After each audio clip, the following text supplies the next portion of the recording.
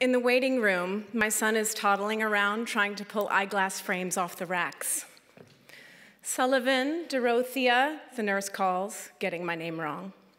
I hardly recognize myself. The doctor's handshake is limp, his smile perfunctory. Dorothy, he says coolly. Then he notices my son in his stroller and his brow wrinkles in what looks like distaste. You can put him over there, he says with a wave. For a moment, I wonder, did he just say him or it? It would have been easier to leave my son home, but I hoard babysitter time.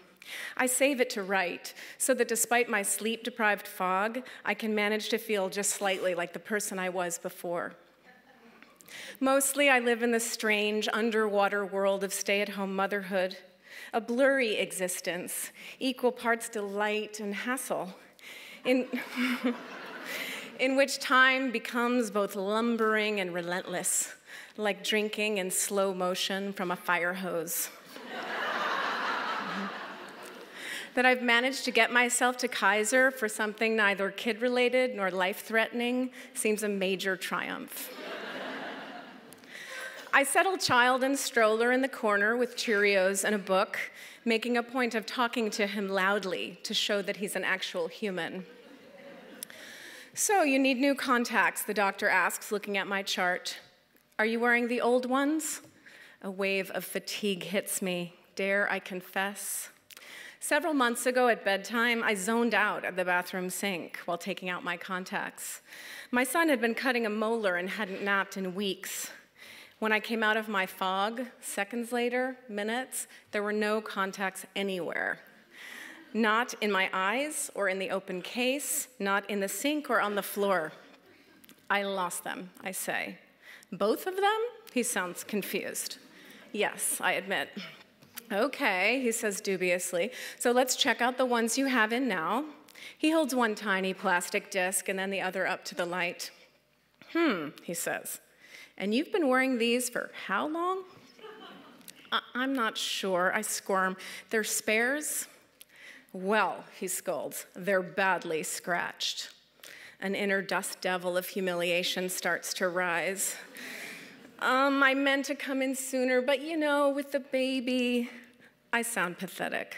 Forget him. The truth is this. I unearthed an old, crusty pair of contacts in the back of a drawer and plunked them in the next day, gratefully. I could actually see and wouldn't have to wear my funky old glasses all day or figure out how, between making meals and snacks and changing diapers and chasing my son around, I could squeeze in a doctor's appointment. Except my one-day solution stretched into 3 months. The doctor rolls back toward me, lips pursed. You've had them in the wrong eyes, he says. Well, no wonder it seemed like I've been looking through a slightly warped, vaguely dirty window. Embarrassed heat creeps through my body. Do I happen to have, he asks, a copy of my current prescription? My chance for redemption. I dig around in the diaper bag and triumphantly produce a rumpled stack of papers, which I note to myself proudly, I have not only managed to locate at home, but also remembered to bring with me. The doctor frowns. These, he says, are from the 90s. I very much want to hit him. Instead, in my mind, I grab him by the lapels of his pristine white lab coat and say, listen, buddy, I am not, in fact, an idiot. I've been to grad school. I've taken semiotics. I know the phrase apparatus of the gaze. And you are gazing at me. You are the one behind the camera. You, the childless man, looking at me, the 40-something mother. And you are making some facile assumptions based on the splotches of dried yogurt on my shirt. The long pauses punctuating my speech. And the fact that I don't even know which actual eye my actual contact lenses are in. But the fact is, Doogie Howser, I do know a few things. I know that in my son's top drawer, there is one pair of clean pajamas. His fleece jacket is in the car. His blue parka is at grandma's, and his froggy raincoat is by the front door. I know 10 different ways to get him up 2 flights of stairs when he won't go, and 5 ways to sneak a diaper on him when he is wriggling like a 30-pound bass.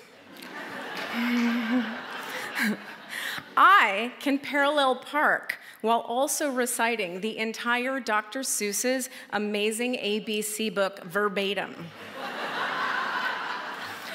Big T, little t, what begins with T? 10 tired turtles on a tuttle-tuttle tree. All this, yet I have not slept for more than 4 hours straight in a year and a half. So what you don't realize, Dr. Douchebag,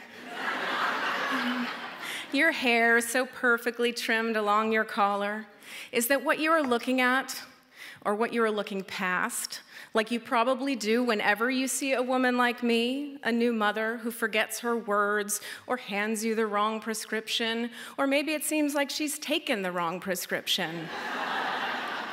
And that's why she has that strange, moonish look on her face. What you're actually looking at is a friggin' superhero.